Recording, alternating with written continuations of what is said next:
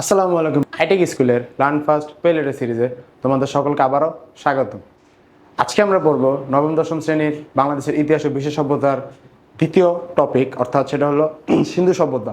এর আগের ক্লাসে আমরা পড়েছি মেসোপটেমিয়া সভ্যতা। আমরা আগের ক্লাসে বলেছিলাম যে আমরা কয়েকটা পার্টে ভাগ করেছি অধ্যায়টাকে, যাতে তোমাদের পড়তে এবং বুঝতে সুবিধা হয়। আজকে আমরা পড়ব সিন্ধু সভ্যতা। তো চলো দেরি না করে শুরু করা যাক।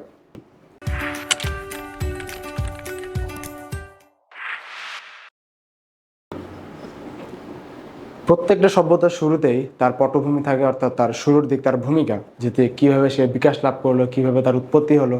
তেমনি সিন্ধু সভ্যতারও কি পটভূমি রয়েছে। যেরকম সিন্ধু নদের অববাহিকা গড়ে উঠেছে বলে এই সভ্যতাকে নাম দেওয়া হয়েছিল সিন্ধু সভ্যতা। অর্থাৎ প্রত্যেকটা বা যে কোনো প্রকার সভ্যতা কোনো না কোনো নদীকে কেন্দ্র করে বা কোনো না কোনো নদীর তীরে গড়ে উঠেছে তাদের সুবিধার্থে। তেমনি সিন্ধু সভ্যতা সিন্ধু নদের অববাহিকায় গড়ে উঠেছিল বলে এই সভ্যতাকে নাম দেওয়া হয়েছিল সিন্ধু সভ্যতা। এই সভ্যতাকে নাম দেওয়া কি হয়েছিল? সিন্ধু সভ্যতা। সিন্ধু সভ্যতার সংস্কৃতিকে মূলত অনেক সময় হরপ্পা সংস্কৃতি বা হরপ্পা সভ্যতা বলা হয়ে থাকে। সিন্ধু সভ্যতার সংস্কৃতিকে কি বলা হয়ে থাকে? অনেক সময় হরপ্পা সংস্কৃতি বা হরপ্পা সভ্যতা বলা হয়ে থাকে। পাকিস্তানের সিন্ধু প্রদেশের লারকানা জেলায় মহেঞ্জোদারো শহরে উঁচু উঁচু মাটির ঢিবি ছিল। কোথায়? পাকিস্তানের সিন্ধু প্রদেশের লারকানা জেলায় মহেঞ্জোদারো শহরে উঁচু উঁচু মাটির ঢিবি ছিল। এখানে মহেঞ্জোদারো শব্দের অর্থ হচ্ছে মরা মানুষের ঢিবি। কি? মহেঞ্জোদারো শব্দ অর্থ হচ্ছে মরা মানুষের ঢিবি। বাঙালি পুরাতত্ত্ববিদ রাখাল দাস বন্দ্যোপাধ্যায়ের নেতৃত্বে বা তার অংশগ্রহণে পুরাতত্ত্ব বিভাগের লোকেরা ওই স্থানের বৌদ্ধ স্তূপের ধ্বংসাবশেষ আশা করে বা ধ্বংসাবশেষ আছে ভেবে মাটি খুঁড়তে শুরু করে। অর্থাৎ বাঙালি যে পুরাতত্ত্ববিদ রাখাল দাস বন্দ্যোপাধ্যায়, তিনি ভেবেছিলেন যে এই অঞ্চলটা যদি আমি খনন করি হয়তো কোনো প্রাচীন বৌদ্ধ স্তূপ আমি পাবো। সেই আশা তারা খনন করা শুরু করলে অপ্রত্যাশিতভাবে পুরো একটি নগর বা একটি তাম্র যুগের নিদর্শন বেরিয়ে আসে। কোন যুগের? তাম্র যুগের নিদর্শন বেরিয়ে আসে। 1922 এবং 23 খ্রিস্টাব্দে, অর্থাৎ 1922 এবং 23 সালে দয়ারাম সাহানির নেতৃত্বে বা দয়ারাম সাহানির প্রচেষ্টায় পাঞ্জাবের পশ্চিম দিকে, কোন দিকে? পাঞ্জাবের পশ্চিম দিকে মন্টোগোমারি জেলার, কোথায়? মন্টোগোমারি জেলার হরপ্পা নামক স্থানেও প্রাচীন সভ্যতার নিদর্শন আবিষ্কৃত হয়। কোন স্থানে? পাঞ্জাবের পশ্চিম দিকে মন্টোগোমারি জেলার হরপ্পা নামক স্থানে প্রাচীন নিদর্শন আবিষ্কৃত হয়। তো আশা করি এতটুকু তোমরা বুঝতে পেরেছো। আমরা পরবর্তী স্লাইডে চলে যাই। ভৌগোলিক অবস্থান। প্রত্যেকটা সভ্যতা বা প্রত্যেকটা জাতিরই একটা অবস্থান ছিল পৃথিবীতে। সেই অবস্থানটা মূলত কি? ভৌগোলিক অবস্থান। অর্থাৎ পৃথিবীর কোন দিকে বা কোন অঞ্চলে তার অবস্থিত ছিল সেটা কি? তার ভৌগোলিক অবস্থান। তো সিন্ধু সভ্যতার ভৌগোলিক অবস্থান ছিল মূলত ভারত উপমহাদেশে। ভারত এবং পাকিস্তান যে রাষ্ট্র, সেই রাষ্ট্রের বিভিন্ন অঞ্চল মিলে কি মূলত সিন্ধু সভ্যতা গড়ে উঠেছিল। উপমহাদেশে প্রাচীনতম সিন্ধু সভ্যতার বিস্তৃতি বিশাল এলাকা জুড়ে। মহেঞ্জোদারো ও হরপ্পা এই সভ্যতার নিদর্শন সবচেয়ে বেশি আবিষ্কৃত হয়েছে। তা সত্ত্বেও এই সভ্যতা সিন্ধু অববাহিকা বা ওই দুটি শহরের মধ্যে সীমাবদ্ধ ছিল না। কি? মহেঞ্জোদারো ও হরপ্পাতে এই সভ্যতা সবচেয়ে বেশি নিদর্শন আবিষ্কৃত হয়েছে। কি? সবচেয়ে বেশি নিদর্শন আবিষ্কৃত হয়েছে। তা সত্ত্বেও ওই সভ্যতা শুধু সিন্ধু অববাহিকা বা ওই দুটি শহরের মধ্যে সীমাবদ্ধ ছিল না, অর্থাৎ এর বিস্তৃতি আরো বেশি ছিল। পাকিস্তানের পাঞ্জাব, সিন্ধু প্রদেশ, ভারতের পাঞ্জাব, রাজস্থান, গুজরাটের বিভিন্ন অংশে। কে কোন কোন? পাকিস্তানের পাঞ্জাব, পাকিস্তানের সিন্ধু, ভারতের পাঞ্জাব, ভারতের রাজস্থান এবং ভারতের গুজরাটের বিভিন্ন অংশ মিলে এই কোন সভ্যতার অবস্থান ছিল? সিন্ধু সভ্যতার অবস্থান ছিল। ঐতিহাসিকরা মনে করেন পাঞ্জাব থেকে আরব সাগর পর্যন্ত যে এলাকার বিস্তীর্ণ ছিল, যে বিস্তীর্ণ একটা বিশাল এলাকা ছিল, সেটা কি এক সিন্ধু সভ্যতা ছিল। ঐতিহাসিকদের মধ্যে কি? পাঞ্জাব থেকে আরব সাগর পর্যন্ত, কোথা থেকে? পাঞ্জাব থেকে আরব সাগর পর্যন্ত বিস্তীর্ণ ভৌগোলিক এলাকা জুড়ে সিন্ধু সভ্যতা গড়ে উঠেছিল। আশা করি ভৌগোলিক যে অবস্থানটা সেটা তোমরা সকলে বুঝতে পেরেছো। পরবর্তী স্লাইড। সময়কাল। অবশ্যই প্রত্যেকটা সভ্যতার একটা শুরু আছে বা প্রত্যেকটা শব্দের একটা শেষ আছে।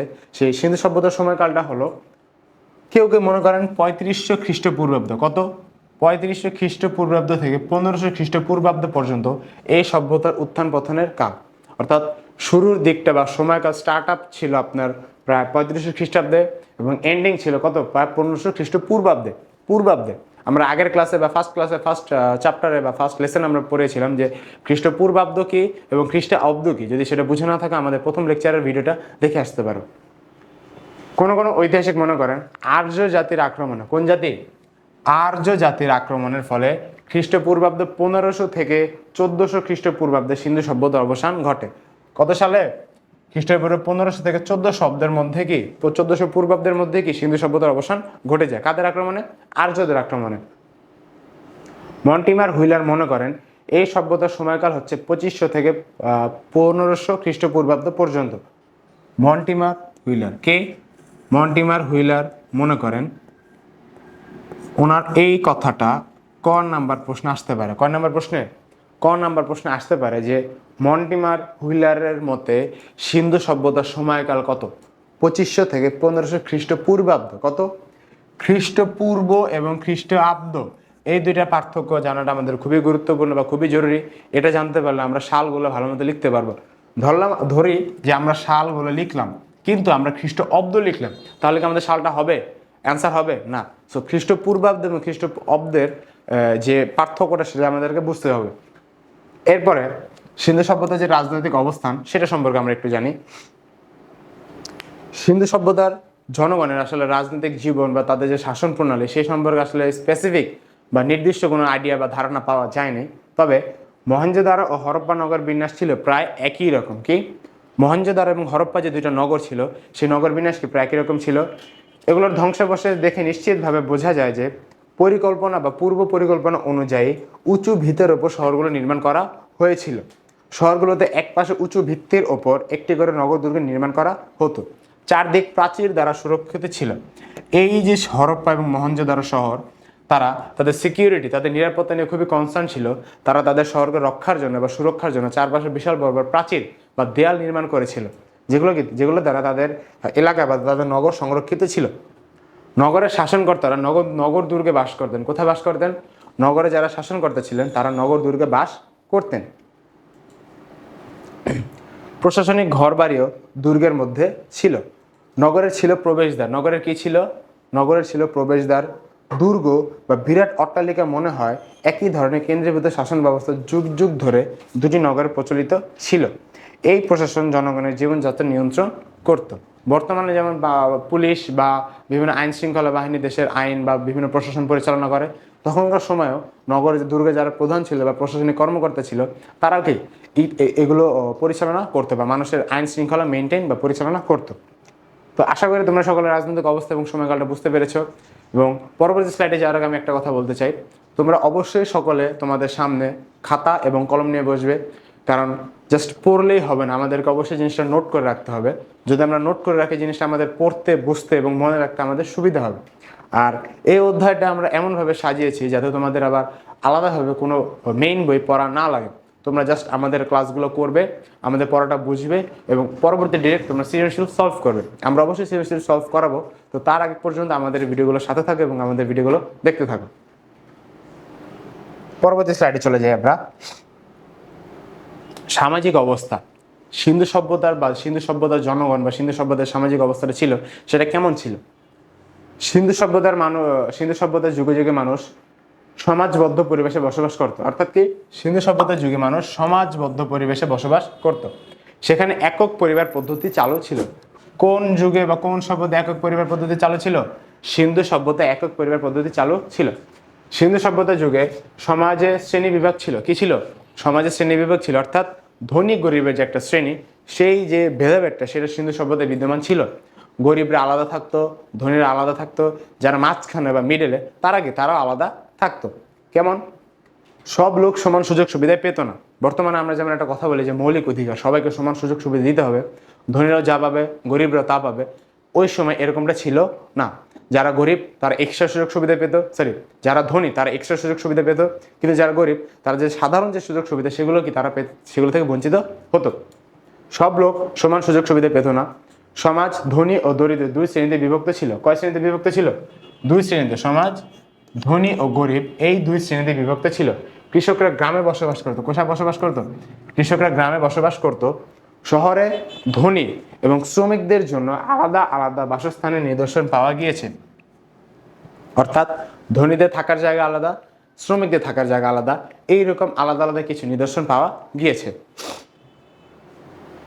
পোশাক পরিচ্ছেদের জন্য তারা মূলত সুতা ও পশম ব্যবহার করতো। কি ব্যবহার করতো? পোশাক পরিচ্ছেদের জন্য তারা মূলত সুতা ও পশম ব্যবহার করত। সিন্ধু সভ্যতার সমাজ ব্যবস্থা ছিল মাতৃতান্ত্রিক। কি ছিল? ইম্পর্টেন্ট একটা লাইন, ক নাম্বারের আপনার প্রশ্ন আসতে পারে যে সিন্ধু সভ্যতার সমাজ ব্যবস্থা কি ছিল? সিন্ধু সভ্যতার সমাজ ব্যবস্থা ছিল মাতৃতান্ত্রিক। কি তান্ত্রিক? মাতৃতান্ত্রিক।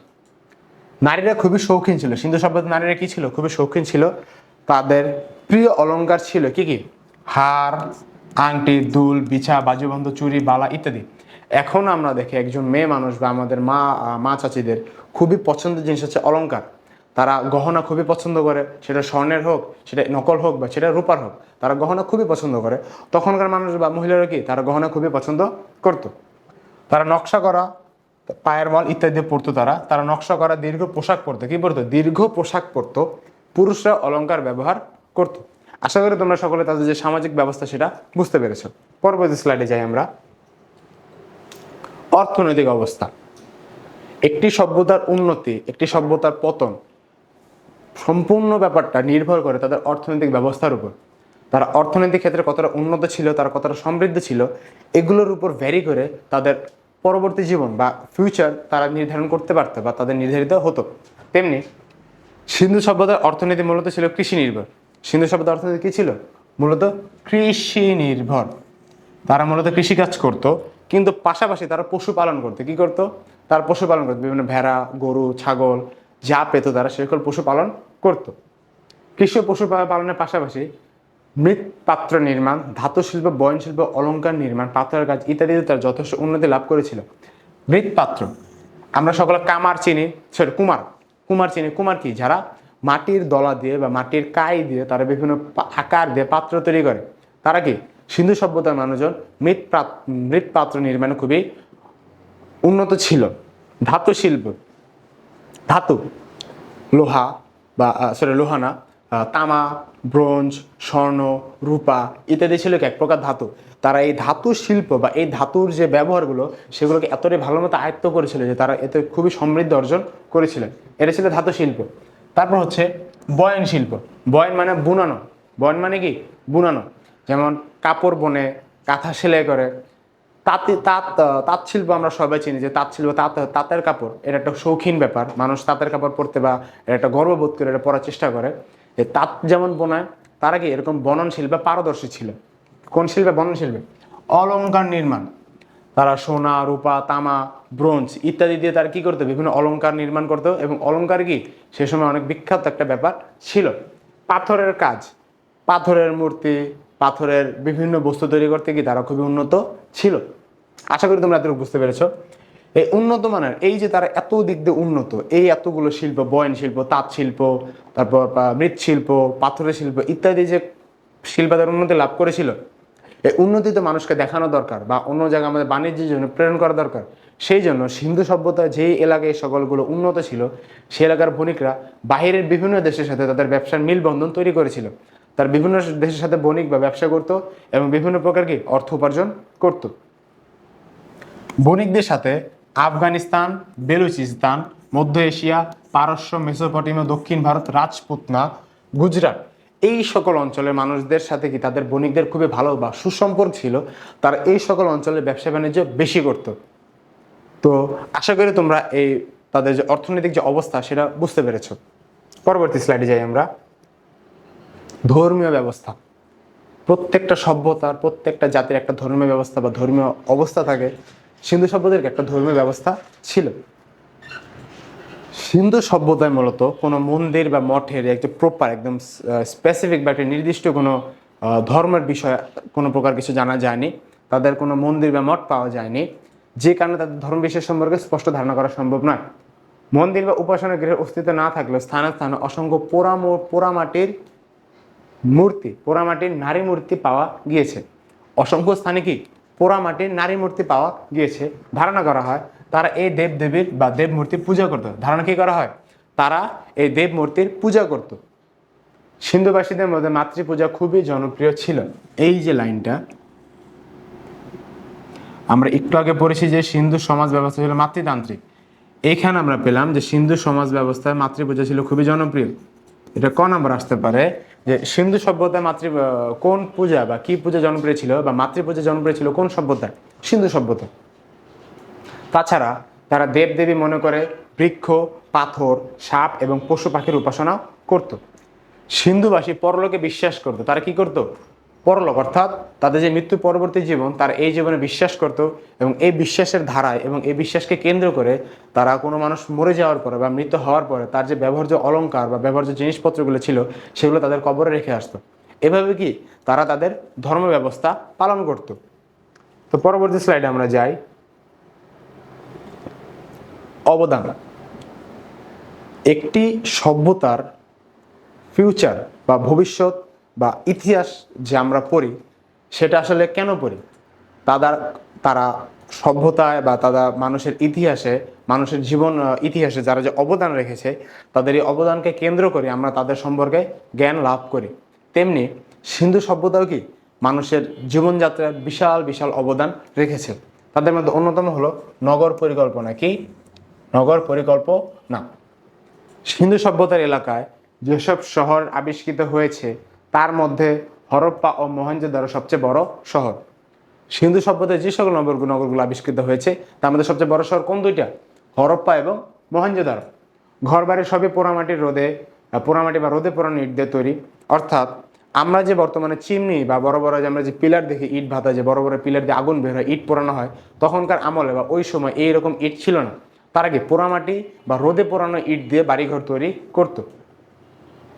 শহরের বাড়ির নকশা থেকে সহজেই বোঝা যায় যে সিন্ধু সভ্যতা যুগের অধিবাসীরা উন্নত নগর কেন্দ্রিক জীবনযাপন অভ্যস্ত ছিল। হরপ্পা ও মহেঞ্জোদারো নগরের পরিকল্পনা প্রায় একই রকম। এই লাইনটা আমরা এর আগেও পড়েছি। নগরীর ভেতর দিয়ে চলে গেছে পাকা রাস্তাগুলো ছিল সোজা। প্রত্যেকটি বাড়িতে খোলা জায়গা, কূপ ও স্নানাগার ছিল। খোলা জায়গা, উঠান, কূপ, নলকূপ বা কুয়া যেটাকে বলি, স্নানাগার হচ্ছে সুইমিং পুল। স্নানাগার কি? Swimming pool. আমরা বর্তমানে যে সুইমিং পুল বা বিভিন্ন পুকুরে গোসল করতে যাই সেটা কি ছিল? এক প্রকার স্নানাগার। পানি নিষ্কাশনের জন্য ছোট ছোট নর্দমাগুলো মূল নর্দমার সাথে সংযুক্ত করা হতো। বর্তমানে আমরা যেমন চিনি ড্রেন, আমাদের ঘরবাড়ির ময়লা পানি সেখানে ড্রেনে যায়, ড্রেন থেকে বড় একটা খালে গিয়ে পতিত হয়। তেমনি ওই সময়ও এই ঘরবাড়ির ময়লাগুলো নিষ্কাশনের জন্য তারা ড্রেন বা নর্দমা তৈরি করেছিল এবং ছোট নর্দমা থেকে বড় নর্দমায় সেগুলো স্থানান্তরিত হতো। রাস্তাঘাট পরিষ্কার পরিচ্ছন্ন রাখা হতো। পথের ধারে ছিল সারি সারি ল্যাম্প পোস্ট। একটা গুরুত্বপূর্ণ লাইন উদ্দীপক আসতে পারে যে ক বা খ একজন ব্যক্তি সে একটি সভ্যতা সম্পর্কে জানতে পারলো যে সেই সভ্যতার সময়কালে রাস্তার ধারে সারিবদ্ধ ল্যাম্পপোস্ট ছিল। সে কোন সভ্যতা সম্পর্কে জানতে পারলো? ব্যাখ্যা কর। সে কোন সভ্যতা সম্পর্কে জানতে পারলো? সিন্ধু সভ্যতা। কোন সভ্যতা? সিন্ধু সভ্যতা। তার আগে আরো কিছু বলে নেই। এই যে আমরা একটা সভ্যতার অবদান বা একটা সভ্যতার ধর্মীয় অবস্থা, সামাজিক অবস্থা, রাজনৈতিক অবস্থা ইত্যাদি যে আমরা পড়তেছি সেগুলো থেকে সৃজনশীল আসার সম্ভাবনা খুবই বেশি। প্রশ্ন বলে দিতে পারে যে ক এমন একটা সভ্যতা সম্পর্কে জানতে পারলো, এই সভ্যতার বৈশিষ্ট্য এই। আপনি সভ্যতাটা ধরতে পারলেন যে এই সভ্যতার মেসোপটেমিয়া সভ্যতা বা এই সভ্যতা সিন্ধু সভ্যতা। এখন প্রশ্ন বলবে যে সিন্ধু সভ্যতার সামাজিক অবস্থা ব্যাখ্যা করো, সিন্ধু সভ্যতার রাজনৈতিক অবস্থা ব্যাখ্যা করো, সিন্ধু সভ্যতার অর্থনৈতিক অবস্থা ব্যাখ্যা করো। আমরা যে এইভাবে যে স্লাইডগুলো সাজিয়েছি, আমরা যেভাবে আমরা তৈরি করেছি, সেগুলো পড়তে পারলে বা সেগুলো ভালো মতো বুঝে থাকলে তুমি অবশ্যই এগুলো অ্যান্সারগুলো খুবই সহজভাবে করতে পারবে ইনশাআল্লাহ। পরিমাপ পদ্ধতি। বর্তমানে যেমন আমরা সবকিছু পরিমাপ করতে পারি 1 কেজি, 2 কেজি, 3 কেজি, 4, 5 এরকম, ওই সিন্ধু সভ্যতার আমলে বা সিন্ধু সভ্যতার যুগে মানুষজন কি পরিমাপ বা বস্তুর ওজন করতে শিখেছিল। তারা ওই সময় বিভিন্ন বাটখারা ব্যবহার করে পরিমাপ করতে পারতো। তাদের এই পরিমাপ পদ্ধতির যে আবিষ্কারটা সেটা কি সভ্যতার জন্য বা সভ্যতার অগ্রগতির জন্য একটা গুরুত্বপূর্ণ ভূমিকা পালন করেছিল। এবং তারা দাগকাঠি স্কেল দিয়ে দৈর্ঘ্য পরিমাপ করার পদ্ধতিও তারা আয়ত্ত করেছিল। কি করেছিল? দাগকাঠি স্কেল দিয়ে দৈর্ঘ্য পরিমাপ করার পদ্ধতিও তারা আয়ত্ত করেছিল। তো আশা করি তোমরা এতটুকু নগর পরিকল্পনা এবং পরিমাপ পদ্ধতি বুঝতে পেরেছো। আমরা পরবর্তী স্লাইডে চলে যাই। এখন আমরা পড়বো সিন্ধু সভ্যতার অবদানে যে শিল্পের যে ভাগ, তারা যে শিল্পক্ষেত্রে কী কী অবদান রেখেছিল সেগুলো আমরা পড়বো। সিন্ধু সভ্যতার লোকজন বা সিন্ধু সভ্যতার মানুষজন যে সকল ক্ষেত্রে অবদান রেখেছিল তাদের মধ্যে শিল্পে যে সকল ক্ষেত্রে অবদান রেখেছিল তার মধ্যে সবচেয়ে স্পেশাল বা সবচেয়ে বেশি অবদান রেখেছিল তারা মৃৎশিল্পে। কোন শিল্পে? তারা মৃৎশিল্পে। অর্থাৎ সিন্ধু সভ্যতা যুগের অধিবাসীদের শিল্পবোধ সম্পর্কে আলোচনা করতে গেলে প্রথমে মৃৎশিল্পের কথা বলতে হয়। কুমারেরা চাকার ব্যবহার জানতো। কি জানতো? কুমারেরা চাকার ব্যবহার জানতো। আমরা কি জানি যে কুমার এত বড় একটা চাকার উপরে মাটির দলা নেয়, সেই মাটির দলা থেকে তারা বিভিন্ন ঘুরিয়ে ঘুরিয়ে বিভিন্ন আকার দিয়ে থাকে। তারা কি কুমারেরা চাকার ব্যবহার জানতো। তাদের সাহায্যে মাটির সুন্দর মাটির পাত্র তৈরি করতো এবং পাত্রগুলোর গায়ে কী ছিল? অনেক সুন্দর সুন্দর নকশা ছিল, যেগুলো আমরা এখনো দেখে থাকি। বিভিন্ন গাছ, পাতা, বিভিন্ন ফুল ইত্যাদি নকশা থাকে। তাঁতিরা বয়ান শিল্পে পারদর্শী ছিল। বয়ান শিল্পটা কি? বোনা। আমরা জানি কিনা জানি, তোমরা জানো কিনা জানি না, যে তাঁতিরা যেভাবে কাপড় বোনে এটাকে বলা হয় তাঁতি বয়ন বা তাঁত শিল্প। এই যে কাপড় বোনার মাধ্যমে যে একটা কাপড় তৈরি করা হয়, সুতা বোনার মাধ্যমে কাপড় তৈরি করা হয়, সেটা কি? বয়ন শিল্প। ধাতুর সাহায্যে আসবাবপত্র তৈরি। ধাতুর সাহায্যে তারা বিভিন্ন আসবাবপত্র, অস্ত্র এবং অলংকার তৈরি করত। ধাতুকে কি? টিন, তামা, ব্রোঞ্জ, স্বর্ণ, রূপা ইত্যাদি কি ছিল? এক প্রকার ধাতু। এবং এই ধাতু দিয়ে কি তারা বিভিন্ন অলংকার তৈরি করত। তারা তামা ও টিনের মিশ্রণে, কিসের মিশ্রণে? তামা ও টিনের মিশ্রণে ব্রোঞ্জ তৈরি। কি? তামা ও টিনের মিশ্রণে ব্রোঞ্জ তৈরি। এই যে লাইনটা, এটা খুবই ইম্পর্টেন্ট। ক প্লাস এমসিকিউ, ক নাম্বার প্রশ্নের জন্য এবং এমসিকিউর জন্য কি আপনাদের এই লাইনটা মোটামুটি গুরুত্বপূর্ণ, যে তামা এবং টিনের মিশ্রণে কি তৈরি হয়? ব্রোঞ্জ। কারা তামা এবং টিনের মিশ্রণে ব্রোঞ্জ তৈরি করেছিল? সিন্ধুরা। সিন্ধু সভ্যতার মানুষজন ব্রোঞ্জ কিভাবে তৈরি করেছিল ইত্যাদি বিভিন্ন রকম প্রশ্ন আসতে পারে এমসিকিউ প্লাস ক নাম্বারে। কারিগররা রূপা, তামা, ব্রোঞ্জ প্রভৃতি দ্বারা তৈজসপত্র তৈরি করত। তাছাড়া সোনা, রূপা, তামা, ইলেকট্রাম কি? ইলেকট্রাম ও ব্রোঞ্জ ইত্যাদি ধাতুর অলংকার তৈরি করতে তারা পারদর্শী ছিল। অলংকারের মধ্যে আংটি, বালা, নাকফুল, গলার হার, কানের দুল, বাজুবন্ধ ইত্যাদি কি ছিল? খুবই জনপ্রিয় ছিল। বর্তমানে যেমন গহনা বা সোনার যে কোনো প্রকার গহনা হোক যেমন জনপ্রিয়, তখনও কি ছিল? এরকম অলংকারগুলো খুবই জনপ্রিয় ছিল।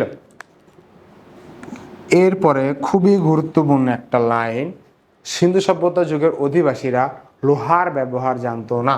কিসের ব্যবহার জানতো না? লোহার ব্যবহার জানতো না। এটা ক বলেন, এমসিকিউ বলেন, সৃজনশীলের গ নাম্বারের প্রথম লাইনটা বলেন। এর জন্য আপনাদের খুবই গুরুত্বপূর্ণ যে কোন সভ্যতার মানুষজন লোহার ব্যবহার জানতো না। কারা জানতো না? সিন্ধু সভ্যতার মানুষজন লোহার ব্যবহার জানতো না। তারপর হচ্ছে হাতির দাঁত সহ অন্যান্য হস্তশিল্পের দক্ষ কারিগর। তারা হাতির দাঁত সহ অন্যান্য যত প্রকার হস্তশিল্প, হ্যান্ডক্রাফট, যে ঝুড়ি বানানো বা বাঁশের বিভিন্ন জিনিসপাতি তৈরি ইত্যাদি যে সকল হস্তশিল্পের কাজ ছিল, সেই সকল কাজে কি ছিল? তারা খুবই পারদর্শী ছিল। পরবর্তী স্লাইডে চলে যাই আমরা। সিন্ধু সভ্যতার অবদানে ভাস্কর্য ও স্থাপত্য শিল্প। কি? স্থাপত্য ও ভাস্কর্য। সিন্ধু সভ্যতা যুগের অধিবাসীরা গুরুত্বপূর্ণ এবং চমৎকার স্থাপত্যশৈলী নিদর্শন রেখে গেছে। তাদের সেখানে 2 কক্ষ থেকে 25 কক্ষের বাড়ি সন্ধান পাওয়া গিয়েছে এবং 2 বা 3 তলা বিশিষ্ট ঘরের কি সন্ধান পাওয়া গিয়েছে। মহেঞ্জোদারো স্থাপত্যের উল্লেখযোগ্য উদাহরণ হলো বৃহৎ মিলনায়তন। কি? মহেঞ্জোদারো যে সকল স্থাপত্য ছিল তার মধ্যে উল্লেখযোগ্য উদাহরণ কি? এই যে বৃহৎ যে মিলনায়তন, সেটাই কি ছিল? উল্লেখযোগ্য নিদর্শন। এখন মিলনায়তনটা কি? মিলনায়তন হলো অডিটোরিয়াম। আমরা সকলে অনেক সময় বাংলার চেয়ে আমরা ইংরেজিতে একটু অভ্যস্ত বুঝতে। অডিটোরিয়াম যেখানে বিভিন্ন কনফারেন্স, যেখানে মিটিং বা স্কুলের বিভিন্ন যখন গার্ডেন মিটিং ডাকা হয় তখন মিলনায়তনকে আয়োজন করা হয়। এই মিলনায়তনটা কি? এক প্রকার অডিটোরিয়াম। এবং এটা কি ছিল? মহেঞ্জোদারোর সবচেয়ে বড় আবিষ্কার, যা কিনা প্রায় 80 ফুট জায়গা জুড়ে, কত ফুট জায়গা? প্রায় 80 ফুট জায়গা জুড়ে তৈরি করা হয়েছিল। মহেঞ্জোদারোতে পাওয়া গিয়েছে একটি নৃত্যরত, অর্থাৎ ড্যান্সিং নৃত্যরত নারী মূর্তি। এবং মহেঞ্জোদারোতে আবারও একটি বৃহৎ স্নানাগার পাওয়া গিয়েছে। কি পাওয়া গিয়েছে? স্নানাগার। কি? স্নানাগার অর্থাৎ সুইমিং পুল, যেখানে মানুষজন গোসল করে, সেখানে এরকম একটা বৃহৎ স্নানাগার পাওয়া গিয়েছে। এই নিদর্শনে পাওয়া গেছে যার মাঝখানে বিশাল চৌবাচ্চা, অর্থাৎ স্নানাগার যে এত বড় ছিল তার মাঝখানে যে বিশাল চৌবাচ্চা, অর্থাৎ ড্রাম টাইপের বা একটু ছোটোখাটো সুইমিং পুল, বাথটাব টাইপের, যেখানে সাঁতার কাটা যেত। অর্থাৎ চৌবাচ্চাটা এতটাই বড় ছিল যেখানে কি করা যেত? সাঁতার কাটা যেত, সাঁতার কাটার উপযোগী ছিল। তারপর হরপ্পাতে বিশাল আকারের শস্যাগার পাওয়া গিয়েছে। এমসিকিউতে আসতে পারে। এগুলো সব ক এবং এমসিকিউ। এগুলো কি? সব ক প্লাস এমসিকিউ, এইটাও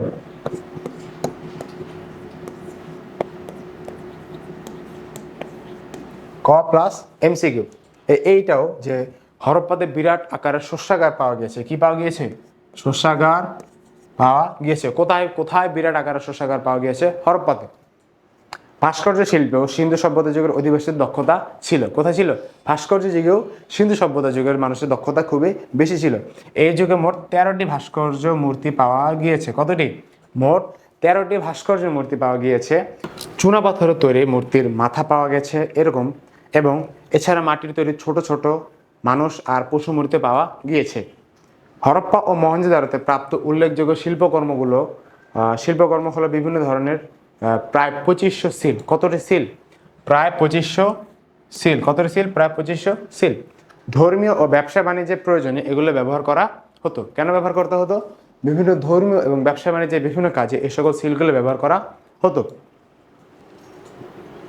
তো আশা করি তোমরা সকলে আমাদের যে সিন্ধু সভ্যতার যে লেকচারের যে একটা টপিক ছিল বা যেগুলো বিভিন্ন পার্টগুলো আমরা করেছিলাম সেগুলো তোমরা বুঝতে সক্ষম হয়েছো। যারা আমাদের কোর্সটি সম্পূর্ণ প্রদান করবে তাদের জন্য রয়েছে আমাদের অনলাইন প্রাইভেট কেয়ার ব্যাচ। কি? Online private care batch. এটা হচ্ছে একদম প্রায় বাসায় টিউটর যেমন বা বাসায় যেমন হোম ইনস্ট্রাক্টর থাকে সেটার মতো, যে আমরা লাইভ ক্লাসের মধ্যে আমরা তোমাদেরকে এইচডব্লিউ দিব, সিডব্লিউ দিব, তোমরা এক্সাম নেব। এর মাধ্যমে তোমাদের নিশ্চিত প্রোগ্রেস কীভাবে আনতে হয় সেটা আমরা নিশ্চিত করবো ইনশাআল্লাহ। তো আজকের ক্লাস এ পর্যন্তই। আইটি কিসেলের পক্ষ থেকে তোমাদের সকলকে ধন্যবাদ। আসসালামু আলাইকুম।